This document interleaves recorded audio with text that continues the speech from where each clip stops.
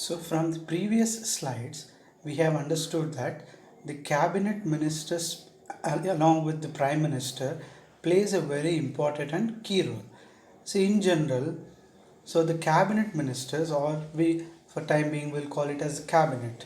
So the cabinet makes many policies on behalf of the government for the entire country. So here there is a terminology called policy, and to whom this policy belongs. So this policy is generally for the public, the common benefit of public. So to understand what is policy, so different social scientists have given different definitions for it. Like what government do, why they do, and how this policy is going to be, bringing changes. So that is one meaning of a policy or public policy. Or a policy is nothing but a projected program of goals that now the cabinet will sit and take decision that they are going to make so and so things for the country or for the public. This is another kind of definition. And also there is another kind of definition called a selected line of action or declaration of intent. That means when the cabinet assembles and holds the meeting under the headship of prime minister, they will take a line of action. That means, see, they propose a opinion. The prime minister will initially propose an opinion, and it will be discussed among the ministers. And that line of opinion, it is also, it also like preliminary policy.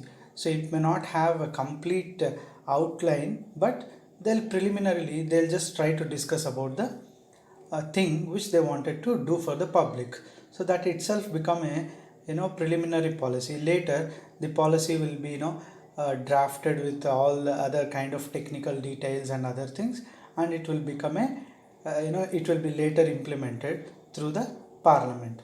So for example, to understand the meaning of policy, during the prime ministership of Indira Gandhi, the cabinet took a decision. You can see that in the slide. The cabinet took a decision to nationalize 14 banks in the country. That means 14 banks during her period were taken under the control of central government.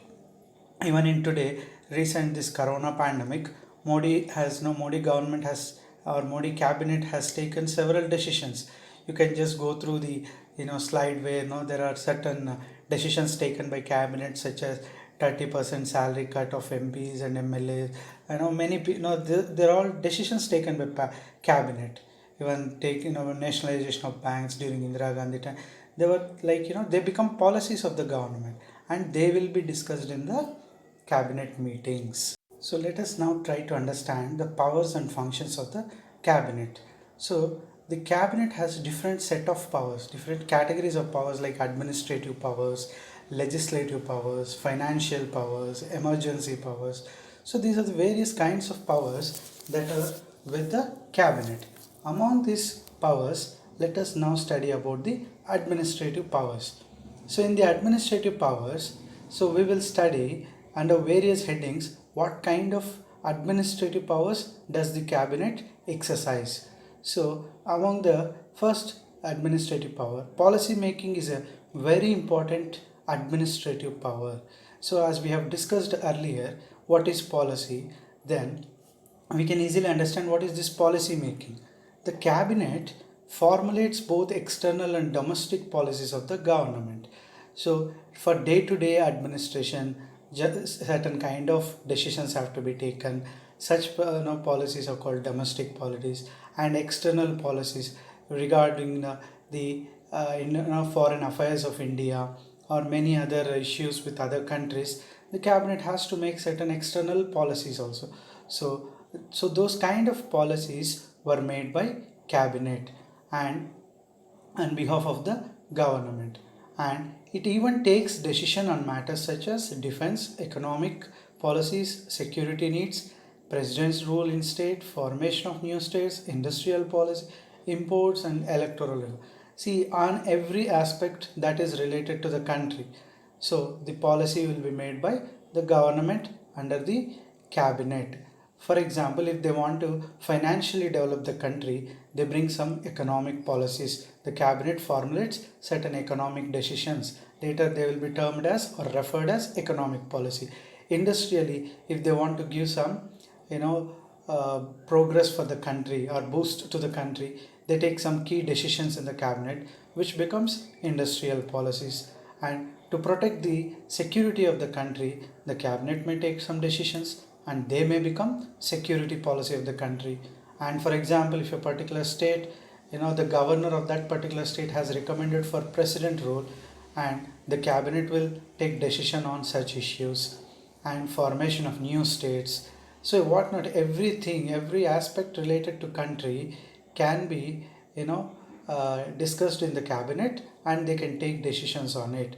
And even electoral reforms, suppose if they want to introduce some new things in the election system and all such things can be even taken, by the cabinet decisions, and they will be simply referred as cabinet decisions. And individual ministers have reasonable freedom of action, but on all major matters they have to consult the cabinet.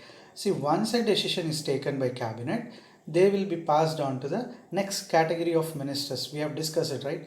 The categories of ministers like Minister of State and Deputy Ministers. Through cabinet ministers, this decisions of the cabinet will be passed on to next category of ministers. Those ministers will have certain freedom in the implementation of these decisions, but they cannot work completely independent. Reasonably, that means to an extent, those category of ministers can exercise their duties on these cabinet decisions, but they should have even the consultation of the cabinet always, and implementation of these policies. Once a policy decision is taken by cabinet, as I said, it is conveyed to the Minister of State and Deputy Minister by the concerned ministry. For example, if security of the country is in trouble, then the cabinet will make a security policy, and the defense minister who is in charge of that policy or that issue or security of the nation will pass on this information of the cabinet to his Minister of State and Deputy Ministers. So to his Department of Defense, there will be Minister of State as well as Minister of State as well as Deputy Ministers.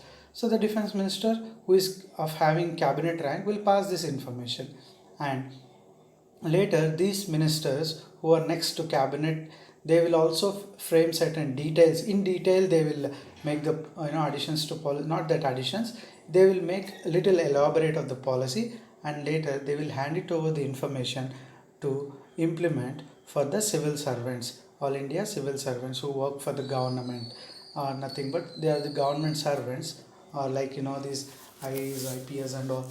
Now through them they get the policies implemented. So in this way, this is the hierarchy of the way a policy will get implemented, and thus the government is managed jointly by Council of Ministers and the civil servants. So once the cabinet makes a decision through other ministers, it will reach to the civil servants. Finally, they will be in the implementation of the policy. So in the administrative powers of the cabinet, there is another key important function. So which is the cabinet always try to coordinate the working of various departments for any government policy. For example, if any policy is drafted by the cabinet, then it will be passed on to several ministers. See, once it is passed, then the cabinet will not remain silent. It tries to bring coordination between various departments working under a particular ministry. For example, as we have said, defense, in the interest of the security of the nation, cabinet might have taken a decision, and they have passed on this decision to other ministers and the civil servants. So later they will not leave that issue there. What they will do, they will see how this policy is being implemented, and they will try to bring coordination in the Ministry of Defense. So under Defense Ministry, various departments will be working. So, and by bringing coordination in all the departments, whenever necessary, the cabinet will involve, and it tries to the effective implementation of the policy made, like eradication of unemployment, improving public health services. For example, you take now the corona pandemic is increasing, the cabinet may take certain key decisions, improving the public health services, So it went for a lockdown, which is a cabinet decision, and increase in government revenue. So during tough economic situations, the cabinet will take certain measures, and now that measures they will try to see whether it is getting implemented in all departments or not. So when a policy is made and passed, it goes through a series of many departments. If the cabinet doesn't involve in such matters, then there is a chance that the government policy may be finally neglected. So the cabinet will always have an eye on the implementation of the policy.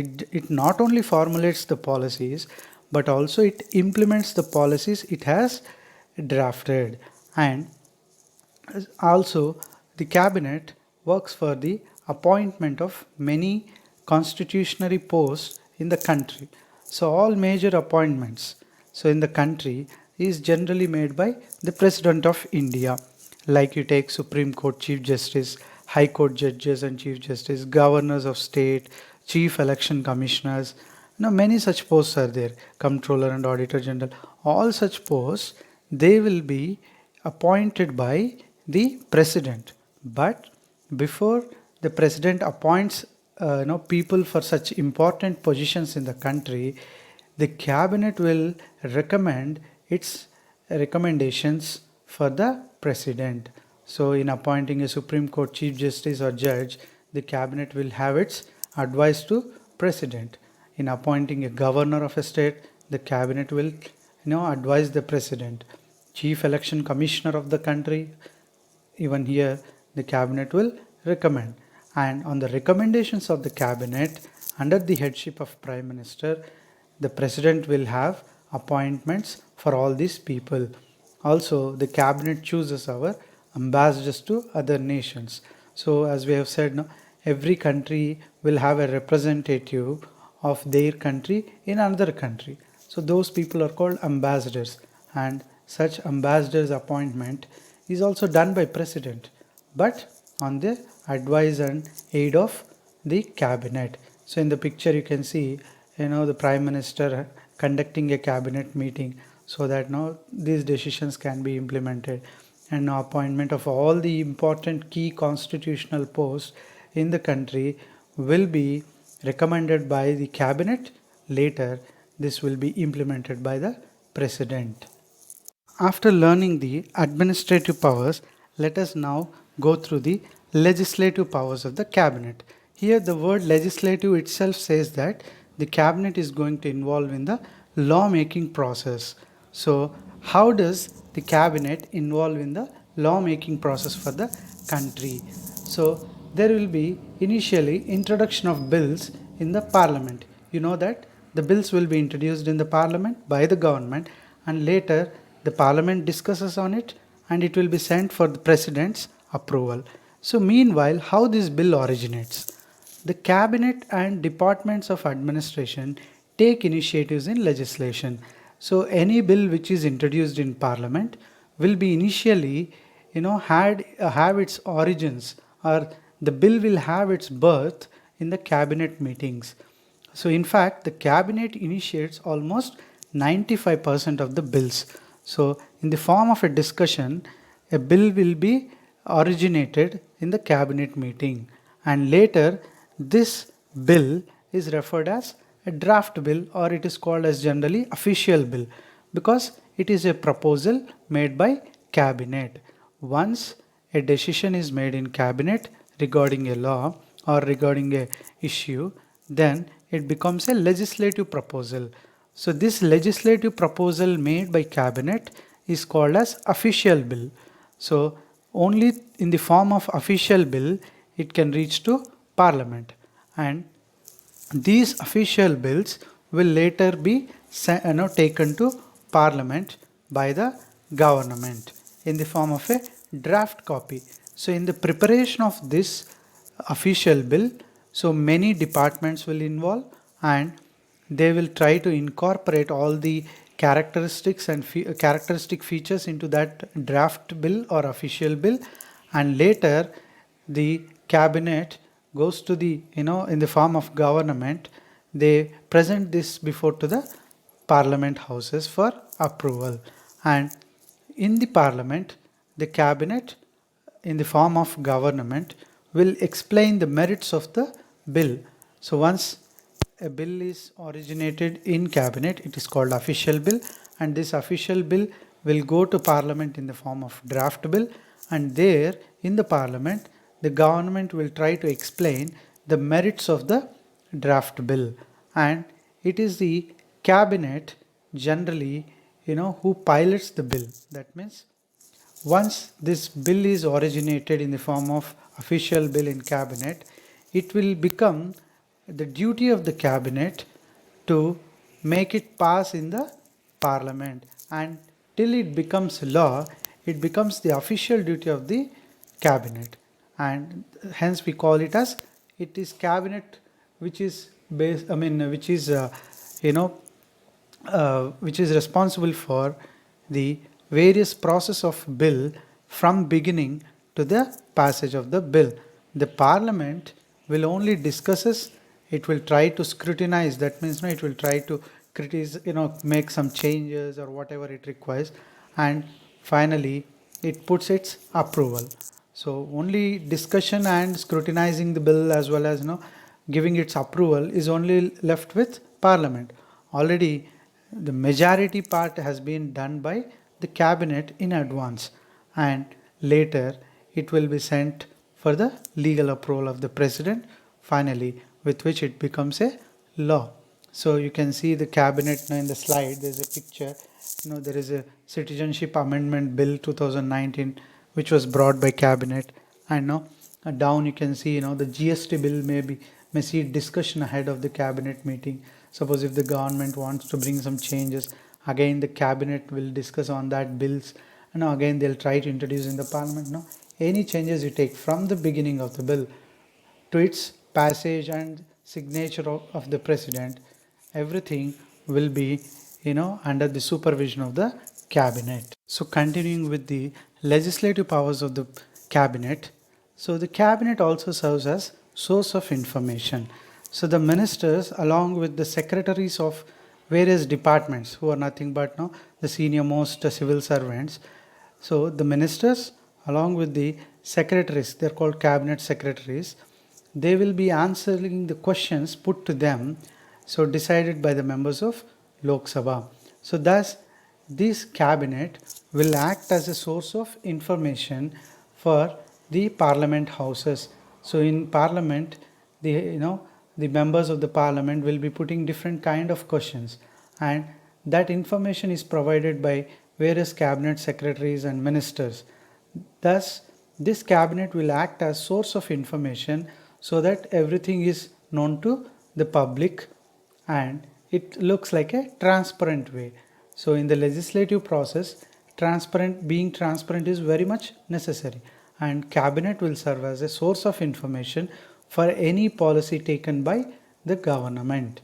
And the next legislative power is amendment to the constitution. What do you mean by amendment? See, amendment is nothing but a change brought in the original feature of the constitution.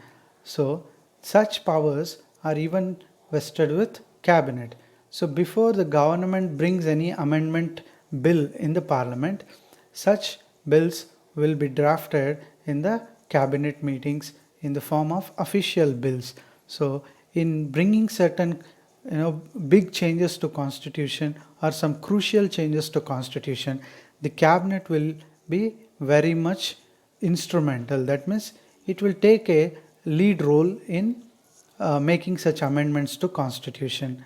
And the next one is summoning the houses of parliament. What do you mean by summoning? The beginning. So although you have understood during president and vice president that it is the president who summons and prorogues the parliament, right? It is the president who summons, that means begins, and prorogue, that means he ends the parliament sessions. But even though it is done by president, it is the Ministry of Parliament Affairs who will be having cabinet rank, will be guiding the president when to start and when to end the parliament sessions. So in the cabinet there will be parliamentary affairs minister, and this minister after discussion in the cabinet, will send this information to President, and later President will issue official order of beginning of the Houses of Parliament. And the other one is President's special address. See, during two situations, the President will give his address to both Houses of Parliament.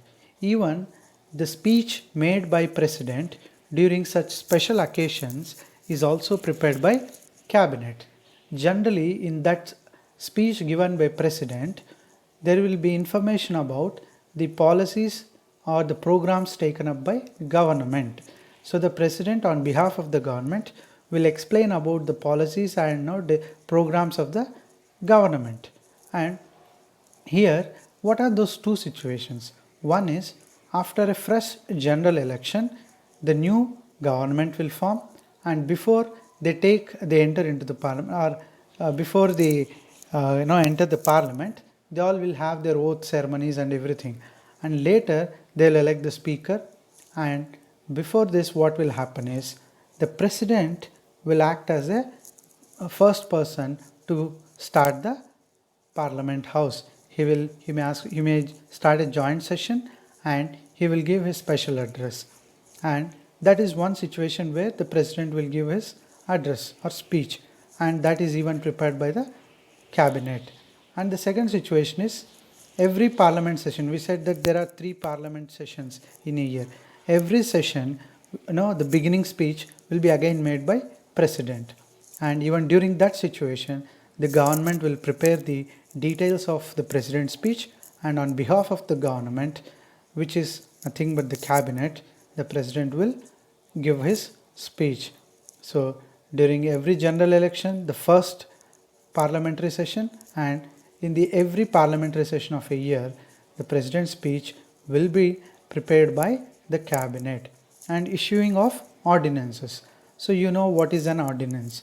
So whenever the parliament is not in session, the government can issue ordinance, and they can address the issue which is happening. If there is an emergency situation and an emergency law has to be made, then the government uses the tool called ordinance.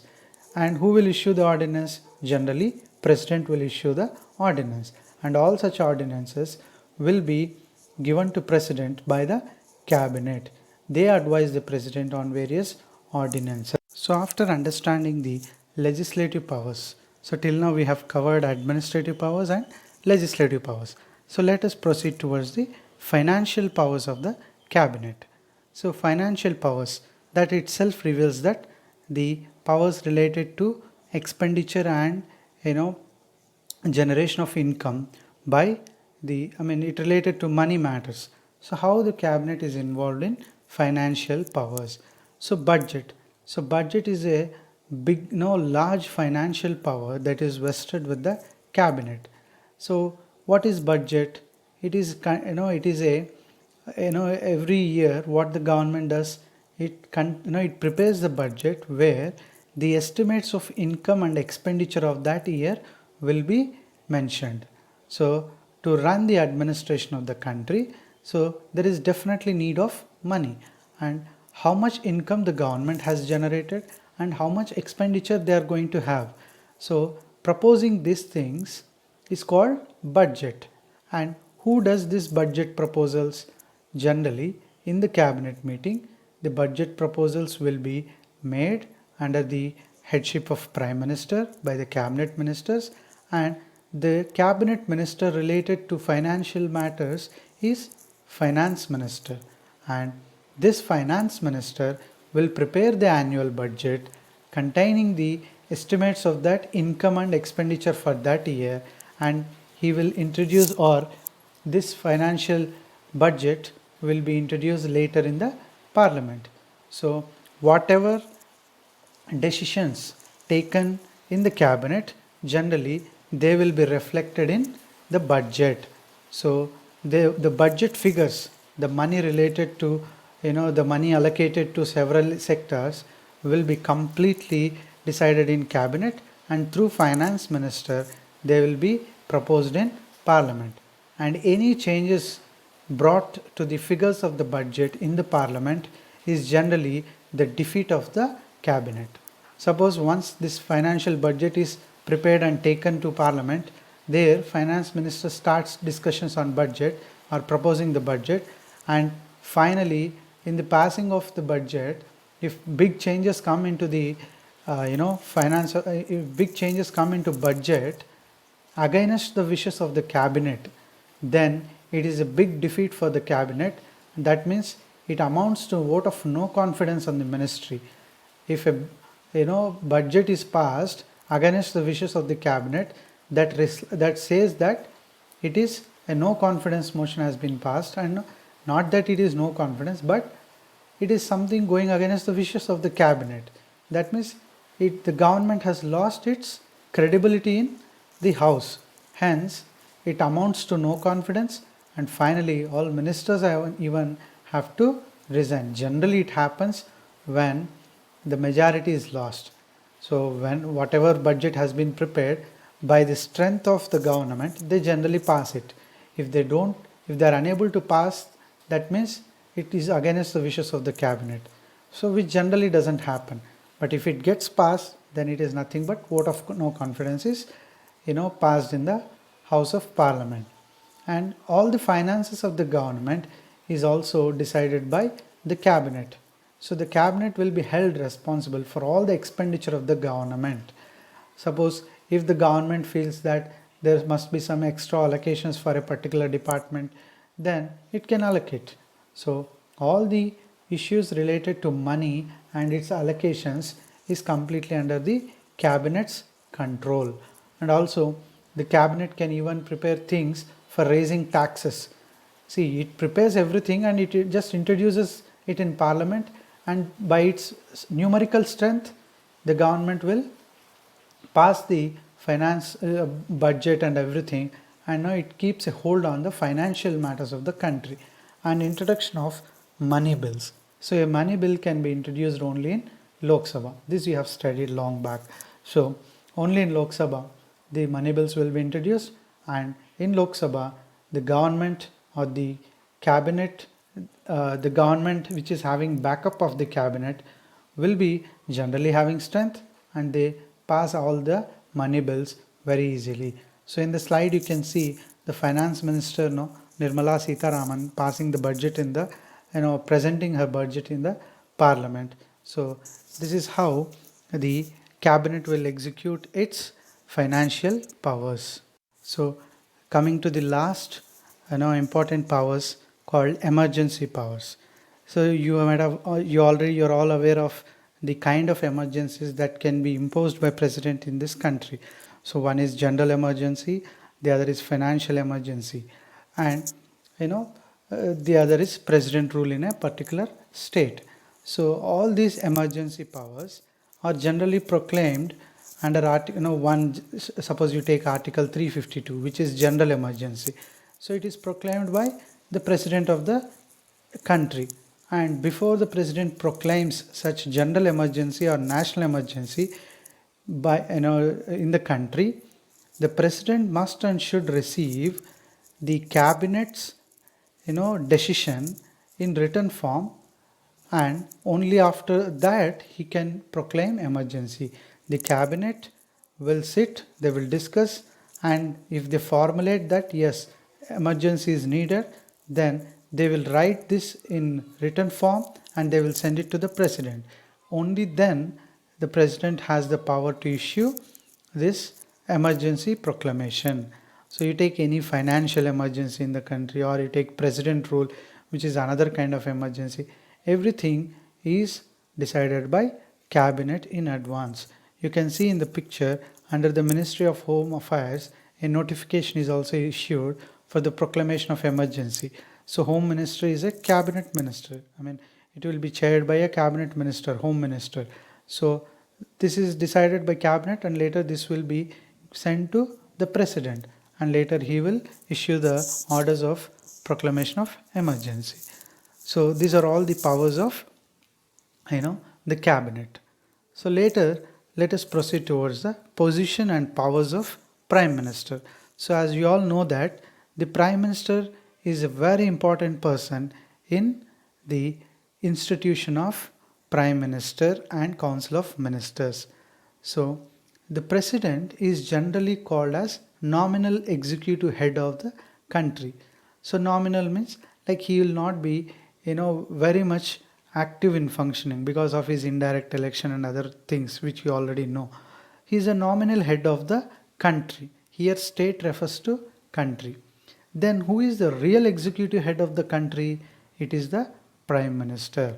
Then by this you can understand what is his position. He enjoys the highest position in the executive, in the real executive of the nation, and the president is a nominal head.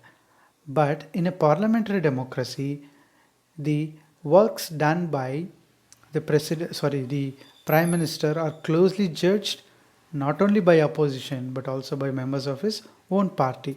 So as the prime minister enjoys highest position in the executing the head, as he heads the cabinet, he enjoys the supreme powers.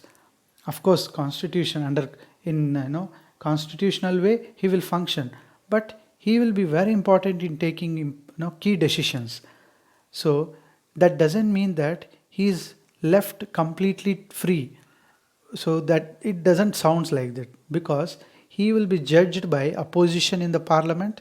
Once the decisions of prime minister through cabinet reaches parliament, there opposition parties will be there. They definitely question the decisions of the cabinet, which indirectly means questioning the authority of the prime minister there. So in various ways there is even check on the authority of the prime minister. Even the cabinet ministers who are colleagues of prime minister, they will be observing how the prime minister is functioning. So if the prime minister is functioning very effectively, it adds to the goodwill for the government, and they can have very good name among the people of the nation. For example, if prime minister assumes that as he is the most important person, he can function like anyone. I mean, like he can function like anything, and if he becomes a dictator, that means if he doesn't allow anybody to question him, or if he becomes a single authority and takes everything on his own decision, then he is still at a check. He cannot escape the loss of confidence of the parliament. Because of the decisions he made, he should be very careful before making such decisions. Otherwise, through cabinet, such decisions will be, having lot of trouble in the parliament through opposition. And sometimes even, suppose if the prime minister takes a decision and the cabinet approves it because of his authority, and it reaches parliament, there it gets approved because they are having strength. That doesn't mean that only those people are watching prime minister. Even the people of the nation will be watching how the prime minister is functioning. So in the next coming general elections, that will definitely have an impact. So the position and power of prime minister is highest in this country. At the same time, he is having some checks on the authority by internal as well as external ways. So after understanding the position and power of the prime minister, then let us go for the prime minister and the president. How these two real and nominal executives of the nation will coordinate in the functioning of the administration of the country. So all the authority that is with the president is generally exercised by the prime minister, because the prime minister himself will become the principal advisor of the president, and thus making the position of president is just a nominal.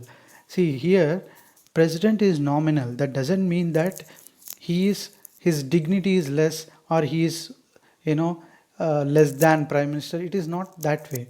Here, what do you mean by nominal head? It is only on the advice of the prime minister the president will execute his functions, and the prime minister will act as a chief advisor. So whatever he will represent all the council of ministers, and he will pass on the information to president, and thus prime minister will be a real executive of the Indian Union. All the decisions taken by government will run in the name of president, and the president will have that powers again through the Prime Minister. So it is both ways, and it is only on the advice of Prime Minister that the President begins and ends the Parliament sessions. So we have already discussed this. Also, the President is having power to dissolve the Lok Sabha only when the Prime Minister advises him. If the Prime Minister resigns, that shows that the complete ministry is resigned, and automatically the government will be dissolved on the advice of Prime Minister to the President. The President cannot dissolve the Lok Sabha on his own. So he will take the advice of the Prime Minister, and if the Prime Minister agrees, so if Prime Minister thinks that there is a need for resignation, he will resign, and the entire ministry will stand resigned, and it ends the functioning of the government, which is nothing but dissolving of Lok Sabha. Even here, the Prime Minister plays a very important role. The Prime Minister even chooses the ministers he like, and on his advice, the President will generally appoint those ministers. As we have discussed in the appointment in the beginning of the chapter, that once Prime Minister candidate or once Prime Minister takes oath, then he will select his team of ministers, and he will send that list to President, and all that members will be taken into consideration by President, and he will appoint them. And even in the dismissal of the minister, the Prime Minister choice will prevail. Even though President will appoint and dismiss the ministers in the council of ministry, it is on the advice of Prime Minister, or it is on the choice of Prime Minister, the President will act. So this is the relation between the Prime Minister and the President to an extent. Continuing with the the Prime Minister and the President relationship. So the Prime Minister can even he even advises the President on various appointments of important posts such as judges of Supreme Court and High Courts, the governors and ambassadors. I don't think much explanation is needed here. I have already discussed this point, that in all such important appointments of the nation, Prime Minister through cabinet will play a very important role. So it is the decision of the Prime Minister generally the President will implement, and the Prime Minister generally acts as a link between the President and Council of Ministers. See, once cabinet meeting is held, he will talk about the issue with the minister. He'll bring up a matter to the cabinet ministers or his colleagues, and once this decision is made in cabinet, later he will take this matter to the President, and thus he serves as a link between the Council of Ministers or Cabinet Ministers and the President. So our Constitution lays down that it is the duty of the Prime Minister to communicate the President all decisions of the Council of Ministers relating to administration of the country. So whatever decisions the Cabinet may make under the headship of Prime Minister, all such decisions should be informed to President. It becomes the duty of the Prime Minister to inform the President regarding the decisions taken, either it may be legislative decision or any other decision. So all such decisions should be communicated to President, and a minister alone cannot discuss any matter of national policy with the President on his own. Suppose a cabinet minister does not have any authority to go to President and discuss on the decisions taken by cabinet, or the decisions taken by cabinet under the headship of Prime Minister. Here the Prime Minister will serve as a intermediate person to convey all the decisions to President. No other minister has right to inform this kind of decisions on policies of various issues to the President. And the President can ask the Council of Ministers to reconsider any matter which has not been considered by Cabinet.